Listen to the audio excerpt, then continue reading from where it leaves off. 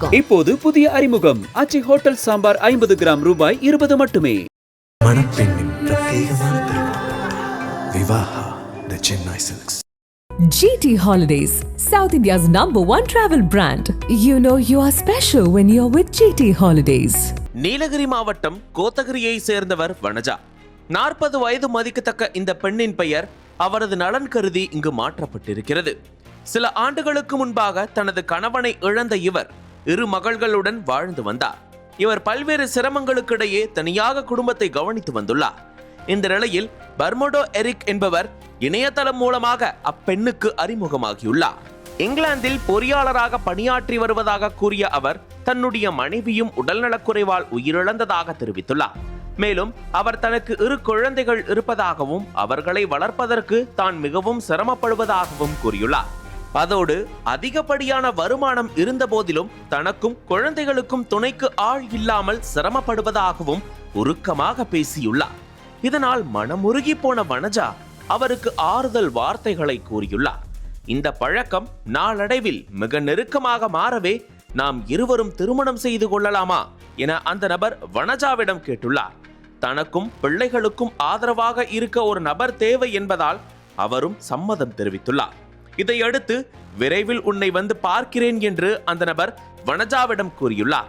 வனஜாவும் தனது வருங்கால கணவரின் வருகைக்காக காத்திருந்தார். இந்த நிலையில் வனஜாவுக்கு விமான நிலையத்திலிருந்து ஒரு போன் கால் வந்தது.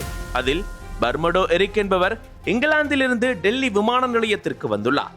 அவர் தன்னுடன் அளவுக்கு அதிகமாக தங்க கட்டிகளை எடுத்து வந்துள்ளார். இந்திய சட்ட விதிகளுக்கு மாறாக அவர் அதிக அளவு தங்கம் கொண்டு வந்திருப்பதால் அதை வெளியே எடுத்து செல்ல GST உள்பட பல்வேறு வரிகளை செலுத்த வேண்டும். அதுவரை அவரை கைது செய்து சிறையில் வைப்போம் என்று கூறியுள்ளனர். இதனால் அதிர்ச்சி அடைந்த வனஜா தனது வருங்கால கணவரை காப்பாற்றுவதற்காக தன்னிடம் இருந்த 25 லட்சம் ரூபாயை அவர்களின் வங்கிக் கணக்கில் செலுத்தியுள்ளார். இருப்பினும் வெவ்வேறு நபர்கள் மீண்டும் மீண்டும் பணம் கேட்டு மிரட்டியதால் குழப்பமடைந்த வனஜா அவர்களிடம் இது குறித்து விளக்கம் கேட்டுள்ளார். அவர்கள் ஏதும் பதில் சொல்லாமல் போனை ஸ்விட்ச் ஆஃப் செய்துள்ளனர். பின்னர் இது மோசடி என்பதை உணர்ந்த வனஜா சைபர் கிரைம் காவல் நிலையத்தில் புகார் அளித்தார். அந்த புகாரின் அடிப்படையில் போலீசார் நடத்திய விசாரணையில் AI தொழில்நுட்பத்தை பயன்படுத்தி இங்கிலாந்தை சேர்ந்த நபர் கைது செய்யப்பட்டு சிறைக்குள் இருப்பது போல படங்களை சித்தரித்து பண மோசடியில் ஈடுபட்டுள்ளது தெரிய வந்துள்ளது. மேலும் அந்த நபர்கள் பேசியதும் விர்ச்சுவல் எண் என்பதும் தெரிய வந்துள்ளது. இதனால் குற்றவாளிகளை பிடிப்பதில் சிரமம் ஏற்பட்டுள்ளதாக தெரிவிக்கப்பட்டுள்ளது.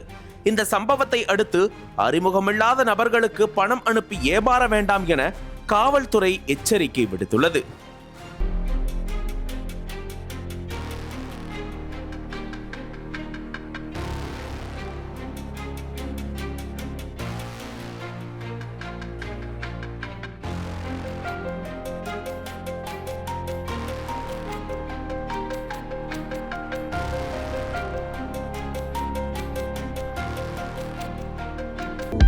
அனல் பறக்கும் செய்திகளை அப்டேட் செய்து கொள்ள நக்கீரன் களத்தை இப்பவே சப்ஸ்கிரைப் பண்ணுங்க.